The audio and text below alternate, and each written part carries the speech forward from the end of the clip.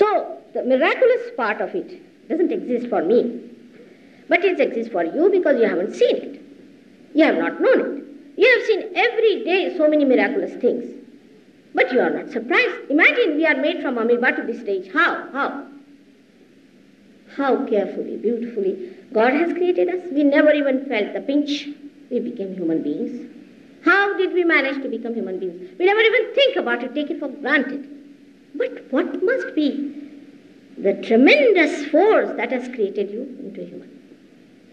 That's how we come to logical conclusion to understand that in evolution you have to ascend into your awareness and you develop a new awareness.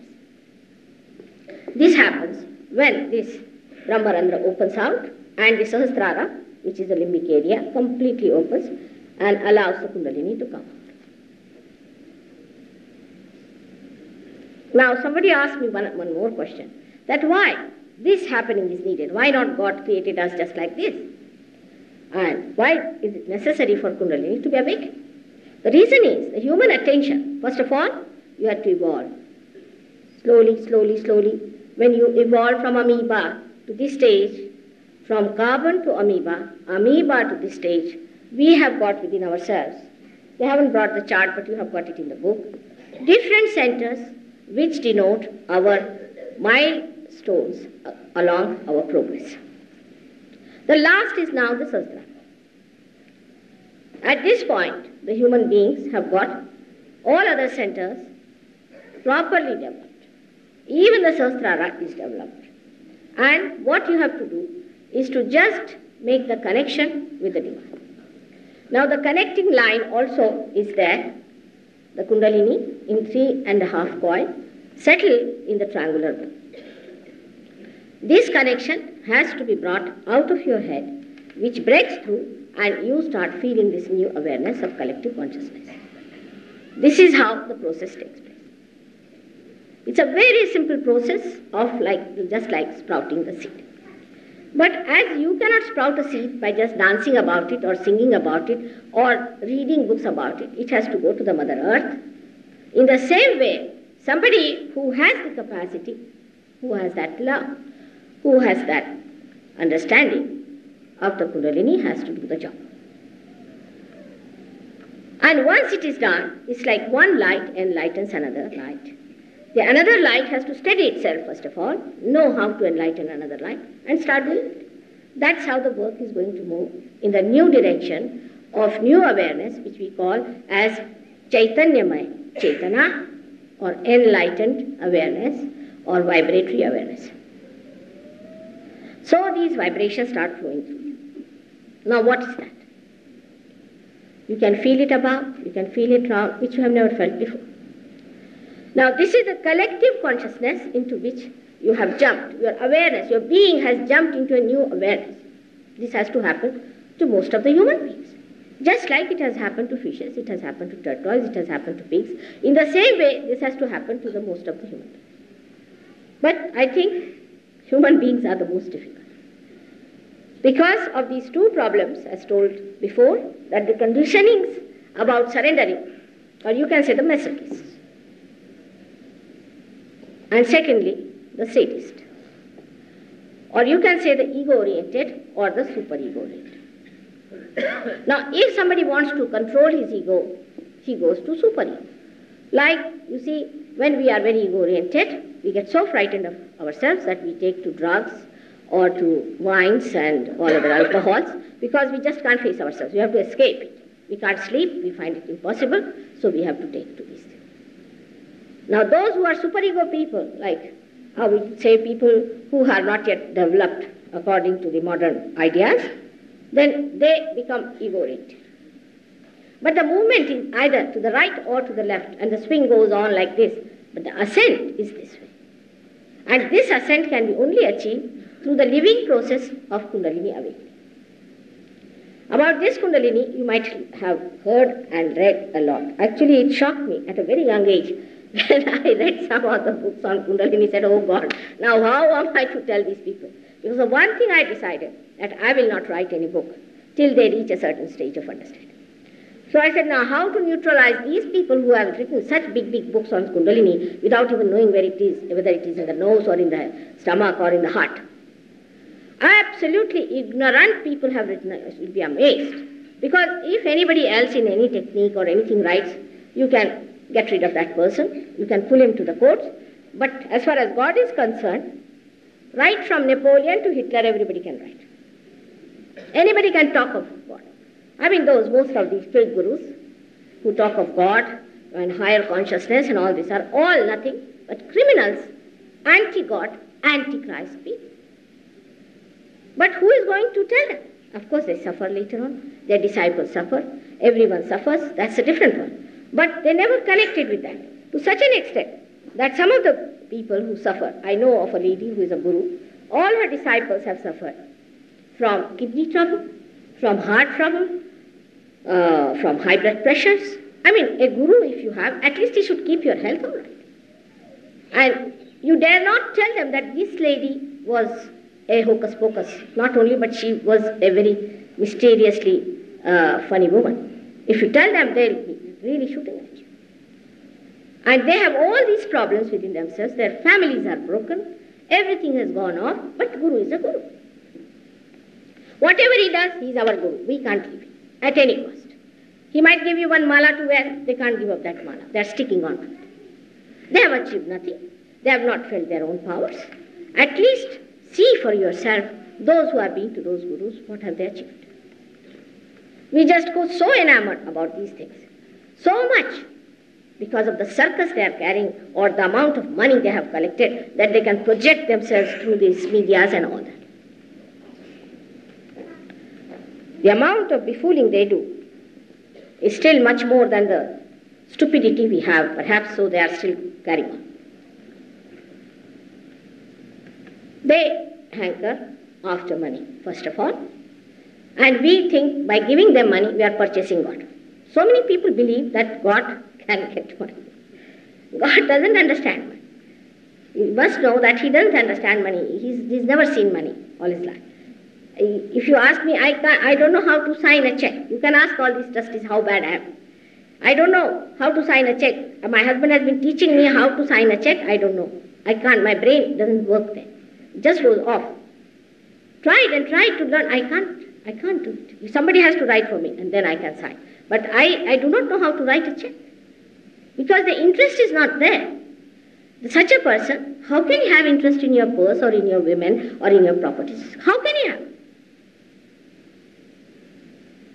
And this is one thing, one of the worst conditioning we have, that we can pay for God.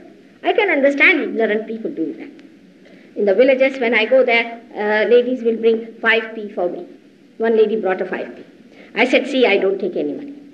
So she said, all right, should I give you 10p?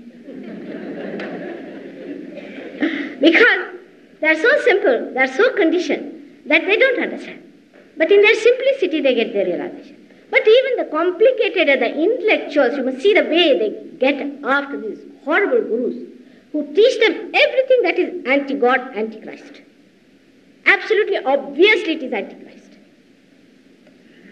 But when they suffer, when they have problems, we have a lady here who was a very rich lady. She lost all her money.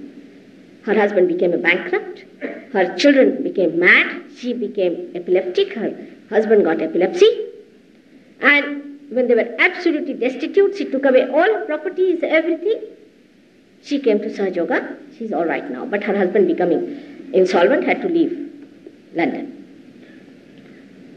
And the gentleman now has 6,000 crores of rupees in cash. But nobody thinks about it. From where does this money come? One has to understand that as seekers, we should not sell off our brains. The seekers are all right, but your brain should be intact and you should not give up your brains to understand the whole thing. Logically, you must bring to proper understanding. This is one point very much against all the things that are holy, auspicious. But this is on and on for thousands of years. People have been doing this on a smaller scale. Now we have real culprits who are doing a bigger scale. But nobody is objecting them. Nobody is saying anything about them. Nobody wants to write about them. because they can pay money. But the seekers must be alert as to understand, what do I want? I want my spirit or this kind of a nonsensical ego pampering that I can purchase my good.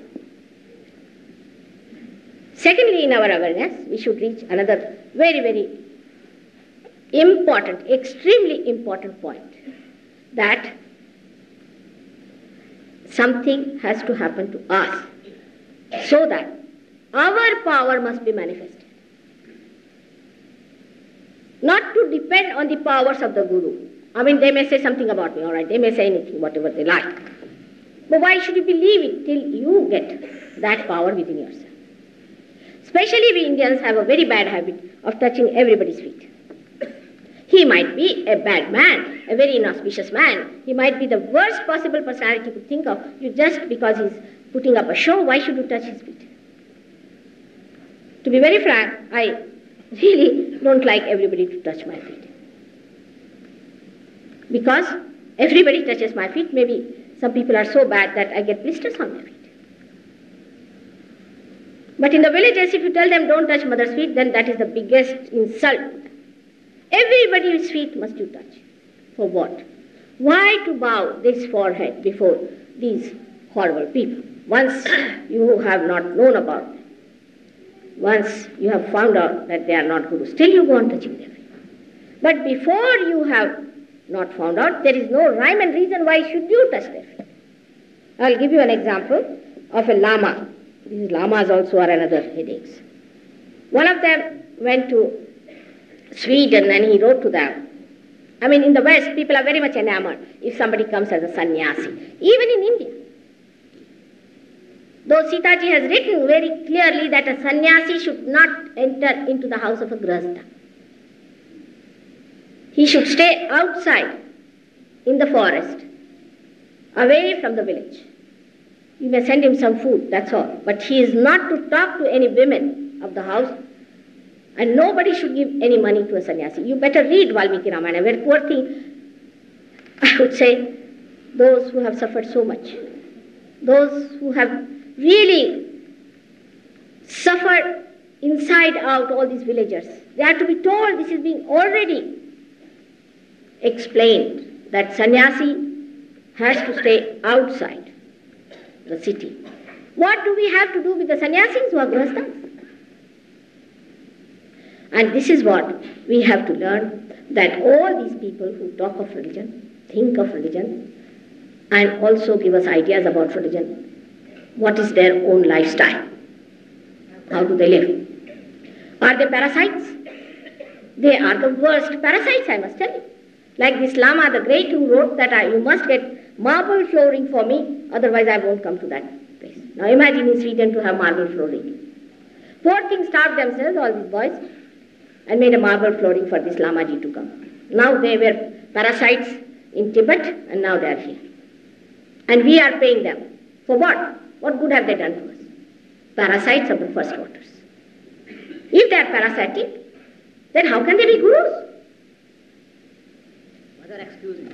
We have come to learn about Kundalini, not to hear as a dissident spiritual master. Let him go away. I started the right topic for the right persons to go away. I am very happy.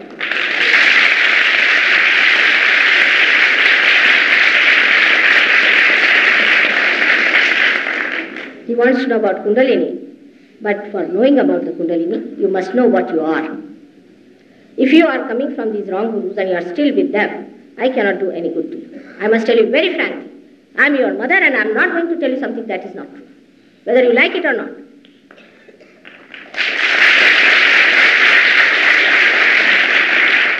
If you don't want to hear about them, then you better go away. I have nothing to say. But those who are wrong, and those people must be given up, which I must prepare you for such a thing.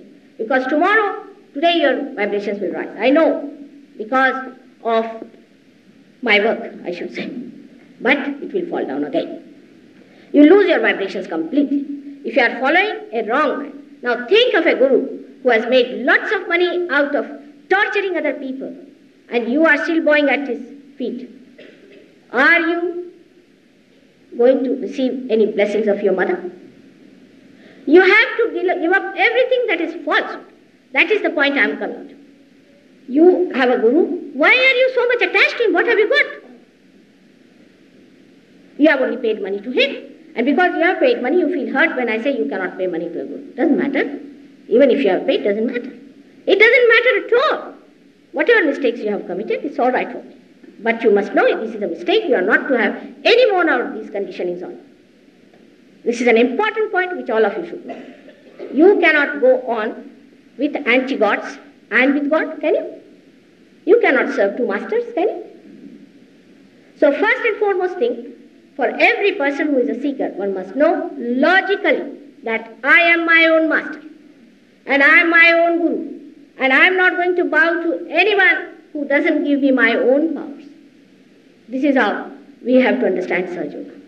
Sahaja Yoga is going to give you the truth and not something that is hocus pocus, something that you cannot manage, that you cannot understand. Everything you will know logically. Those who are not seekers of truth and seekers of this kind of subservience to some people, I cannot give them realization. You should be only subservient to God Almighty and to nobody else.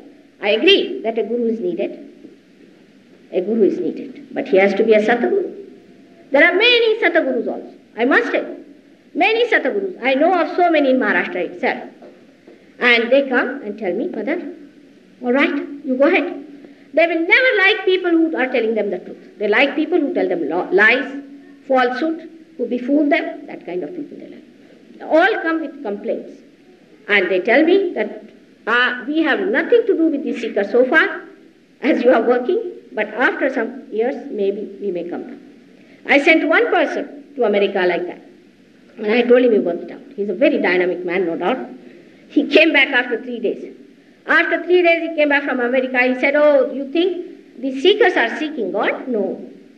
They are seeking a guru who will be bought by dollars. He was amazed. He said, these are not seekers at all. And he ran away from America, from New York, by the first plane he got after 3 days. Now, this is one of the biggest things that you all should know. If you are doing a wrong guru, if you are living with a wrong guru, we have to tell you, and you should not mind it. Yesterday only, I had 2 ladies and 1 child. And the lady had a problem. The other lady had a problem. And the child couldn't speak. Her throat was choked. And when you are testing another person, you can make it out. Any Sahaja Yogi will make out the same thing when you are catching on the left Swadhisthana and left Agya. When the left Swadhisthana and left Agya starts, pulsating or burning, then you should know the person has been to an unauthorized guru. We call it anadhikar cheshta. They have no business to be gurus. And if such a guru has been their guru, then the kundalini doesn't move. It doesn't move. It just settles down there. And even if it moves, it is again sucked back. Again sucked back to the same point. Now you want your guru or your realization is the main point. What's the use of quarreling with me? I can't give you realization. Simple thing as that. For which you are not to pay anything, nothing of the kind. I am not going to gain anything out of you. Take it for granted. Perhaps, as they will tell you, that my husband has shelled out a lot of money from his own purse to do this job. So I am not going to gain anything out of you. Only for your gain, for your good, I am telling you that if you are still connected with that, your kundalini won't rise. So that is the left Swadhisthana and the left Agya. But you would not know till you will become mad, till something will go wrong with you. Absolutely. You will be schizophrenic. You will not know. You will be ego-oriented. You will not know. How will you know? Because you haven't got your realization. Unless and until you have got your realization, you cannot feel others, you cannot feel yourself. There is no light. And when there is no light, whatever you believe in do, or whatever you think, if it is not correct, I have to tell you what is the reason is. And one of the biggest reasons is following a wrong guru. Take it from me.